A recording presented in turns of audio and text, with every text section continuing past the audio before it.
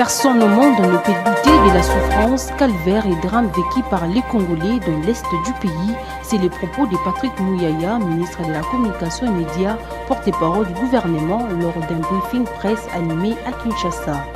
Denis Kadima, président de la CENI, a rendu public la feuille de route du processus électoral 2025-2029. Prorogation de l'état de siège et validation des mandats des 10 nouveaux députés nationaux qui remplacent ceux qui ont quitté l'hémicycle pour exercer d'autres fonctions. Mesdames et messieurs, de vous retrouver dans cette nouvelle édition du journal à la une. Lors du briefing presse animé à Kinshasa, le ministre de la Communication et Médias est revenu sur les accusations du Rwanda concernant la tenue du concert des solidarités de la RDC plutôt à Paris. Selon Patrick Mouyaya, personne au monde ne peut douter de la souffrance, les calvaires, le drame vécu par le Congolais dans l'est du pays. Suivez Patrick Mouyaya dans cet extrait. Bon, j'ai tout de suite envie de vider cette question parce que je souhaiterais que nous restons dans le cadre justement de cette construction scientifique où nous voulons démontrer que lorsque nous parlons de génocide en RDC, il y en a eu. Mais alors, ceux qui disent que nous sommes négationnistes, je crains de vous répondre que c'est eux les négationnistes. Personne au monde aujourd'hui ne peut douter. Vous pouvez peut-être dire les mots génocide, vous pouvez trouver qu'il n'est pas établi. On peut vous le concéder. Mais personne ne peut dans le monde d'aujourd'hui ignorer la souffrance, les calvaires et les drames vécus par des Congolais dans l'est de la RDC. Ne pas vouloir le reconnaître, c'est aussi faire preuve de négationnisme. Mais alors, il y a ici par exemple, peut-être que M. Kevin complétera, c'est eux dans la programmation qu'ils ont prévu de faire la table ronde fin mars, début avril. Alors, on ne va pas venir nous dire qu'ils n'auraient pas dû faire la commémoration du génocide rwandais. Je rappelle que nous ne sommes pas négationnistes. Et aujourd'hui, il est important qu'on fasse attention. On ne va pas mettre sur la balance les souffrances des uns et des autres, mais chaque calvaire vécu par un peuple à un moment précis mérite d'être reconnu et mérite la solidarité de tous indistinctement, que vous soyez rwandais ou que vous soyez congolais. Cela doit être bien compris. Et les artistes, dans les mêmes esprits sûrement, coïncidence de calendrier, en tout cas, j'ai suivi encore ce matin l'extrait de la conférence de presse qui annonçait le report. Ce qu'ils ont rappelé, c'est que la date du 7 avril, eux, quand ils l'ont fixée, ça n'avait rien à voir. Elle a été politisée par ceux qui pensent que les Congolais n'ont pas le droit de témoigner la solidarité en faveur de leurs victimes. Vous ne pouvez pas nous tuer, nous piller et nous dénier le droit le plus légitime d'être solidaire avec notre population. Et les concerts n'étaient pas une initiative du gouvernement congolais, c'est une initiative de la société civile, comme il y en a plusieurs dans le cadre de la campagne de mobilisation. Toujours dans l'actualité, le président de la Commission électorale nationale indépendante a présidé la cérémonie de publication de la feuille de route du processus électoral 2025-2029 à la salle Apollinaire Malou Malou. Cette feuille regroupe toutes les activités liées à l'organisation des élections nationales, provinciales et locales de 2028 en présence de membres de l'Assemblée plénière. Suivez Denis Kadima au micro de Ginelle Pézo. Aujourd'hui, j'ai l'honneur de vous présenter un acte fort de notre engagement collectif, la publication officielle de la feuille de route électorale 2025-2029. Cette feuille de route constitue notre boussole pour les années à venir, un outil de planification rigoureuse et un gage d'engagement de la CENI à remplir sa mission avec loyauté dans le respect de la Constitution, des lois de la République et des standards internationaux. Et nous nous étions fixés un objectif suprême, organiser des élections dans les délais constitutionnels. Et nous l'avons fait. La CENI publie aujourd'hui cette feuille de route pour éviter l'impréparation et garantir l'efficacité de l'action électorale. Elle sert de repère à toutes les parties prenantes pour leur permettre de s'organiser et de prévenir la méfiance ou toute tentative de manipulation. Nous savons par expérience ce que signifie le manque de temps. En 2023, l'État nous a cruellement fait défaut. Cette expérience difficile ne doit plus se reproduire. C'est pourquoi, cette fois-ci, nous choisissons d'agir en amont, avec anticipation et rigueur. Nous voulons avoir le temps de planifier sereinement, de tirer pleinement les leçons du passé, d'améliorer nos méthodes et nos outils, et surtout le temps d'organiser les élections à venir dans un esprit de maîtrise, d'inclusivité et de transparence accrue. Nous avons organisé des élections inclusives en enregistrant plus de 100 000 candidats, un chiffre inédit dans notre histoire et même dans l'histoire du continent. Après avoir été reçu par le conseiller spécial en matière de sécurité du chef de l'État dans le cadre de consultation pour la formation d'un gouvernement d'union nationale, le professeur Luzolo Bambilesa a donné quelques pistes de solutions pour la sortie de crise sécuritaire en RDC. Il est au micro de Christian Listou.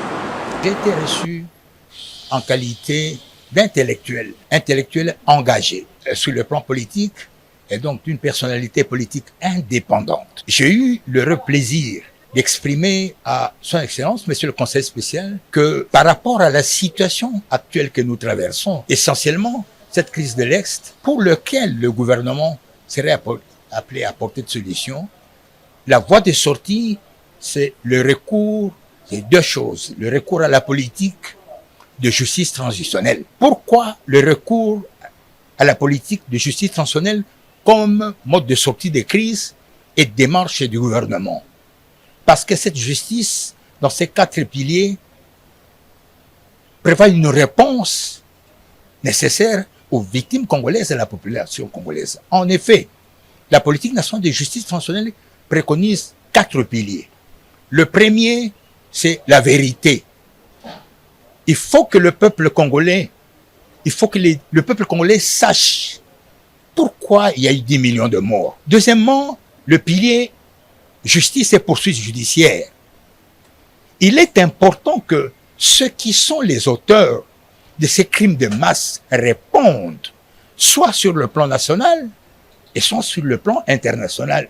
Troisièmement, il faut que le gouvernement reprenne en charge les millions de victimes congolaises. Le nombre, vous le savez, c'est 10 millions de morts et aujourd'hui à peu près 7 millions de personnes déplacées de guerre, des réfugiés congolais partout. Enfin, le quatrième pilier que je préconise pour la justice transitionnelle, c'est le recours aux réformes institutionnelles, mais lesquelles réformes auront pour but de faire cesser définitivement les guerres en répétition.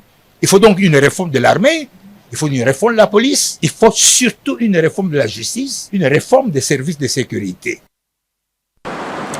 Les questions liées à la situation sécuritaire et économique ont constitué l'essentiel de la rencontre à Kinshasa entre le chef de l'État et le conseiller spécial du président américain pour l'Afrique. Suivez ses propres recueils. J'ai apprécié l'opportunité de rencontrer le président Tshisekedi aujourd'hui. Nous avons abordé plusieurs sujets, notamment le développement des relations commerciales entre les États-Unis et la RDC. Vous avez entendu parler d'un accord sur les minéraux. Nous avons pris connaissance de la proposition de la RDC et je suis heureux d'annoncer que le président et moi avons convenu d'une voie à suivre pour son élaboration. Je me réjouis de collaborer avec le président et son équipe pour établir une relation plus profonde qui profite le peuple congolais et le peuple américain. Stimuler les investissements du secteur privé américain en RDC, notamment dans le secteur minier, est un objectif commun qui contribue à la prospérité de nos deux pays. Bien sûr, nous avons besoin d'un environnement plus propice aux affaires pour atteindre cet objectif. Soyez assurés que les entreprises américaines opèrent en toute transparence et stimuleront les économies locales. Il s'agit d'investissements de plusieurs milliards de dollars. Il s'agit d'emplois de dizaines de milliers de personnes. Il s'agit de transfert de connaissances. Il s'agit d'investissements dans l'infrastructure du pays. Mais il ne peut y avoir de prospérité économique sans sécurité. Donc, nous avons également discuté du conflit de l'Est de la RDC. Les États-Unis restent déterminés à soutenir la fin du conflit dont l'Est, et nous discutons des prochaines étapes avec nos partenaires congolais. Nous souhaitons une paix durable qui affirme l'intégrité territoriale de la RDC et la souveraineté de la RDC et jette les bases d'une économie régionale florissante. Cette relation présente un grand potentiel et nous apprécions l'occasion de discuter de la voie à suivre avec nos homologues ici à Kinshasa. À l'Assemblée nationale, la plénière a prorogé l'état de siège et validé les mandats de 10 nouveaux députés nationaux qui remplacent ceux qui ont quitté l'hémicycle pour exercer d'autres fonctions. Suivez ce reportage signé par Christian Lissou. Siégeant ce vendredi 4 avril 2025, journée déclarée fériée, chômée et payée en commémoration de la date du 6 avril, décrétée le 30 mars 2023, journée du combat de Simon Kimbangu et de la conscience africaine, l'Assemblée plénière de la Chambre basse du Parlement a procédé à la validation de mandats de 10 nouveaux députés nationaux et a prorogé l'état de siège dans les provinces du Nord Kivu et de l'Ituri. Dans son mot d'ouverture du haut du perchoir de l'Assemblée nationale, le professeur Vital Kamerhe, président de la Chambre basse du Parlement, s'est adonné à un bref rappel historique du combat mené par le prophète Simon Kimbangu dans l'éveil de la conscience, le mettant ainsi au rang de précurseur de l'indépendance de la République démocratique du Congo. À 48 heures de cette commémoration hautement symbolique pour la société congolaise, le président de l'Assemblée nationale s'est réjoui que la mémoire de cette figure de proue dans l'éveil de la conscience africaine soit célébrée. Comme vous le savez, Simon Kimbangu est l'un des précurseurs de l'indépendance de notre pays. Son combat, il l'a mené pacifiquement avec une seule arme, la religion. Aussi s'est-il retrouvé ennemi du colonisateur belge qui, pour le faire taire, a obtenu sa condamnation à l'issue d'un procès politique. Pour éviter la propagation de ses idées et de sa pensée, il a même été contraint à aller exécuter sa peine au Katanga, loin de la province de Leopoldville, où il avait beaucoup d'adeptes. Comme inscrit dans l'ordre du jour de cette troisième séance plénière de la session ordinaire de mars 2025, l'Assemblée plénière de la Chambre basse du Parlement a validé à l'unanimité le pouvoir de 7 nouveaux élus, dont 5 de la circonscription électorale de Massi-Manimba dans les Kwilu et 2 de Yakoma dans le Nord-Ubangi et 3 suppléants des députés nationaux promis aux fonctions incompatibles au mandat d'élu national, ce après la présentation du rapport de la commission politico-administrative de l'Assemblée nationale. La séance plénière de ces jours a également procédé à l'examen du projet de loi portant prorogation de l'état de siège sur une partie du territoire national porté par le ministre d'État en charge de la justice et garde des Sceaux, Konso Mutemba Tungunga, accompagné de son vice-ministre en charge de contentieux internationaux, Samuel Mbemba Kabouya.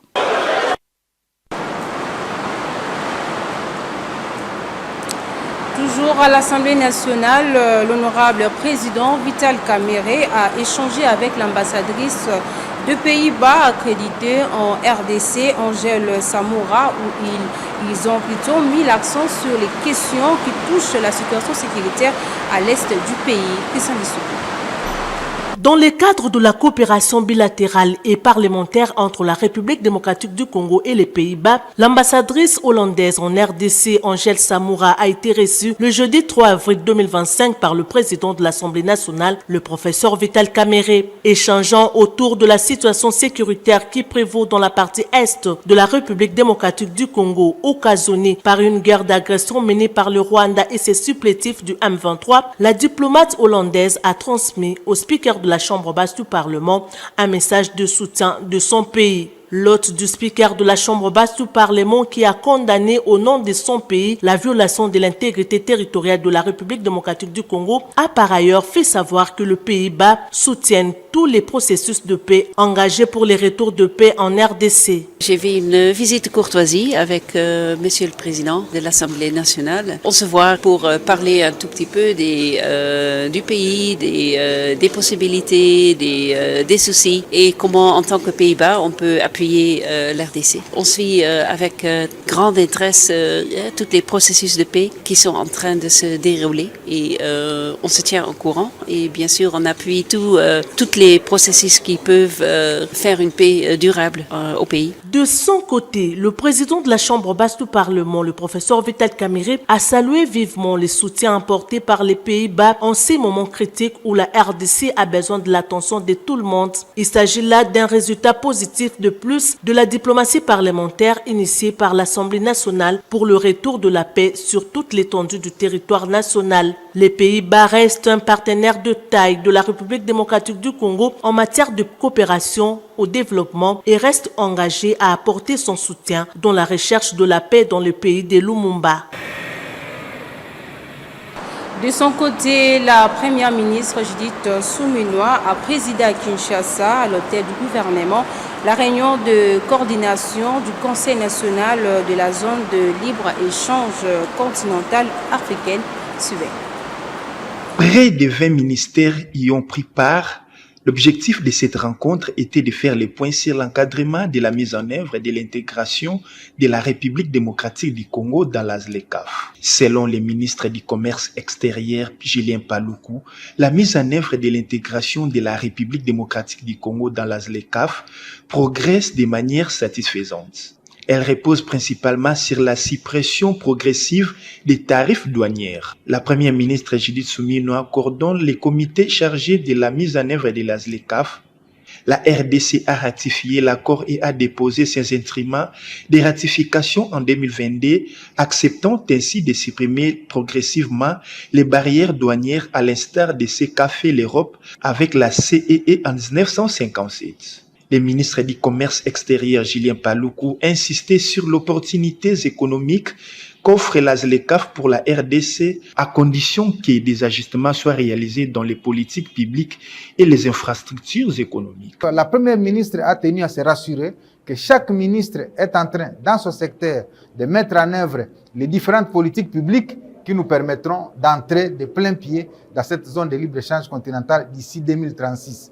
Parce que tous les États africains ont convenu qu'il faudra 15 ans pour qu'on arrive à supprimer totalement les tarifs douaniers pour les produits qui ont été listés par chaque pays et ainsi permettre vraiment le développement du commerce interafricain. Et c'est une opportunité que la RDC compte bien saisir pour qu'ils ne soient pas les déversoirs de produits d'autres pays, mais qu'ils soient contributeurs au niveau du commerce intra-africain. La ZLECAf est cet instrument régional initié par l'Union africaine dans le but de créer un marché intégré pour le commerce des biens et des services, ainsi que pour la circulation des personnes et des capitaux dans la perspective d'établir à l'avenir un marché continental commun.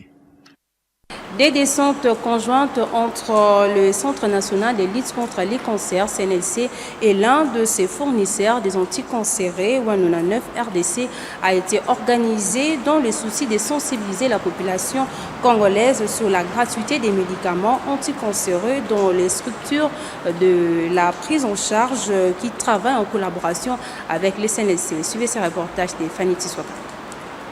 C'est dans le but de sensibiliser la population congolaise, particulièrement les patients diagnostiqués cancéreux, sur la gratuité des médicaments anticancéreux qui sont disponibles dans les structures de la prise en charge qui travaillent en collaboration avec le Centre national de lutte contre les cancers, CNLC, organe technique du ministère de la Santé, avec les concours de toutes les parties prenantes, notamment Wanuna 9 RDC, des Célestin Bongo, Roche et tant d'autres.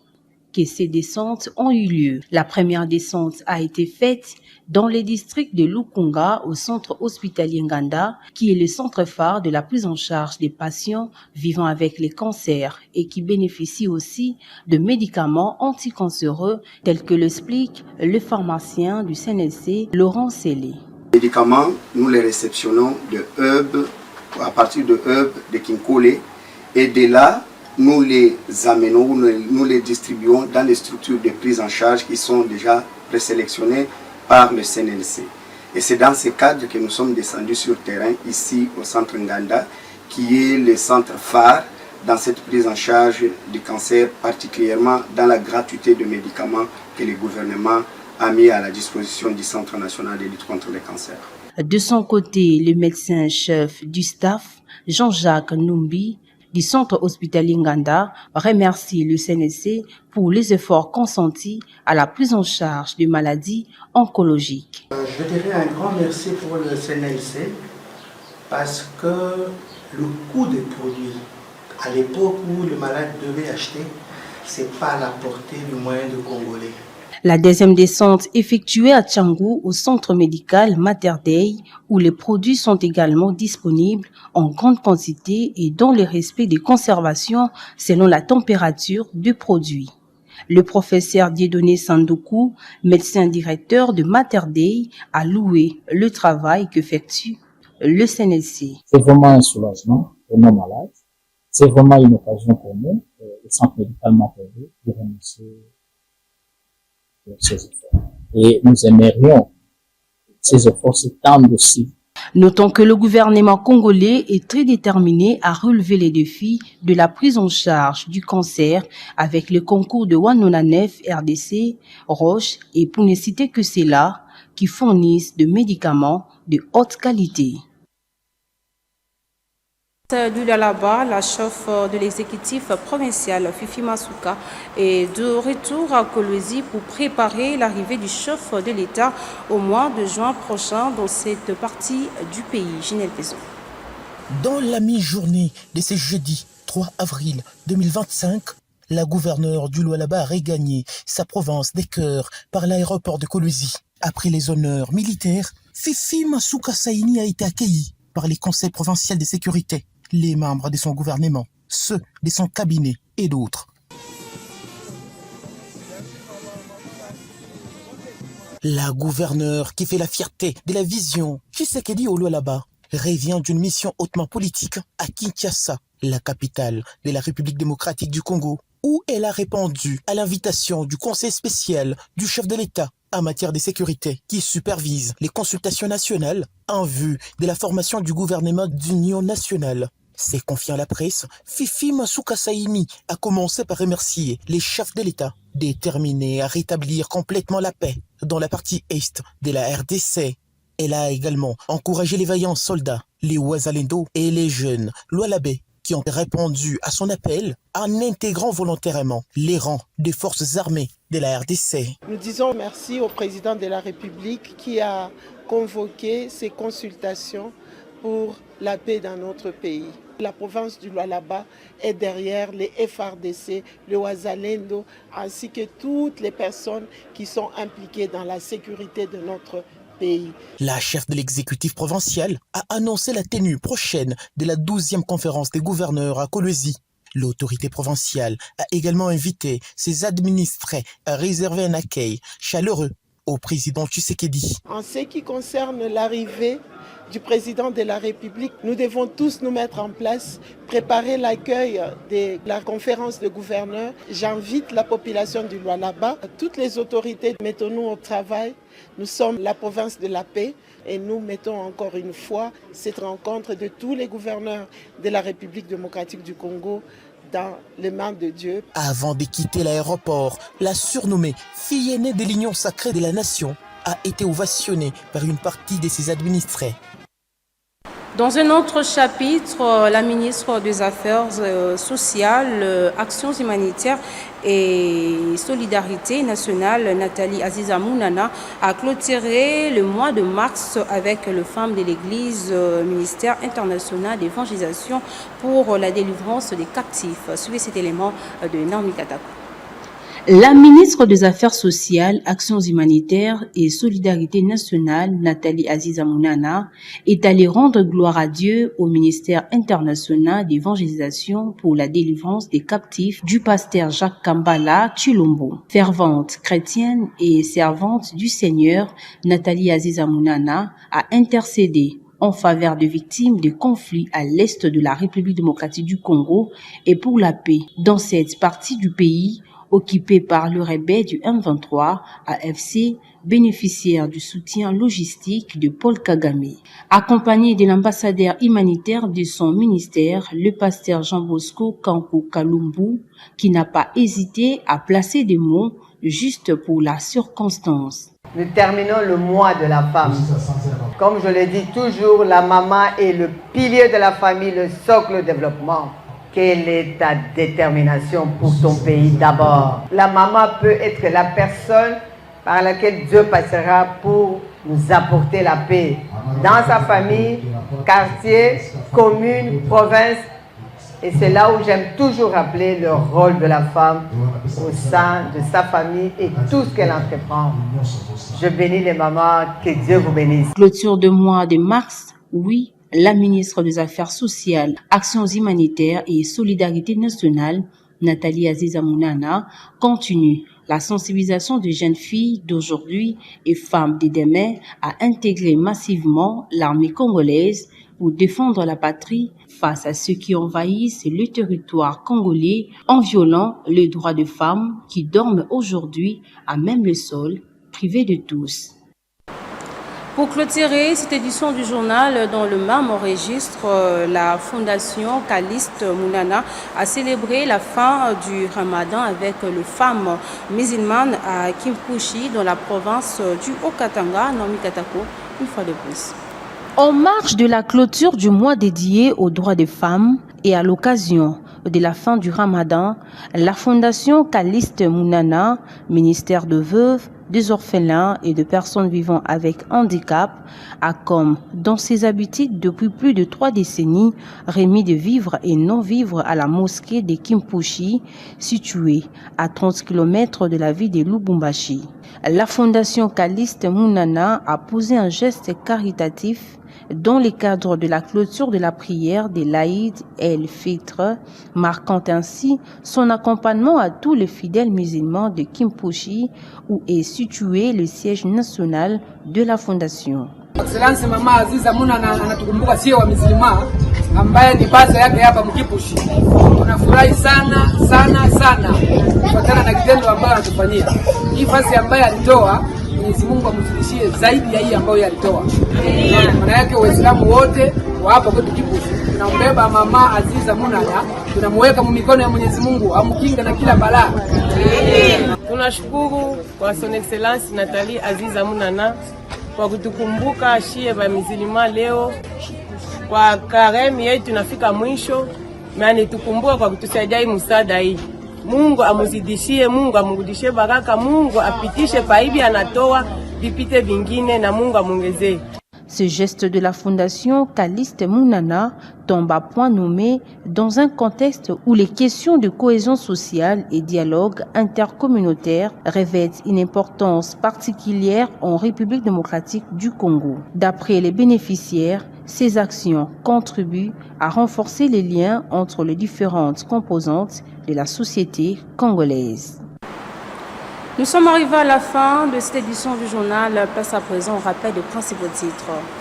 Vous avez suivi dans ces journaux, personne au monde ne peut douter de la souffrance, calvaire et drame vécu par le Congolais dans l'est du pays. C'est les propos de Patrick Mouyaya, ministre de la Communication et Médias, porte-parole du gouvernement lors d'un briefing presse animé à Kinshasa. Denis Kadima, président de la CENI, a rendu public la feuille de route du processus électoral 2025-2029. Prorogation de l'état de siège et validation des mandats des 10 nouveaux députés nationaux qui remplacent ceux qui ont quitté l'hémicycle pour exercer d'autres fonctions. Voilà, c'est tout pour les titres.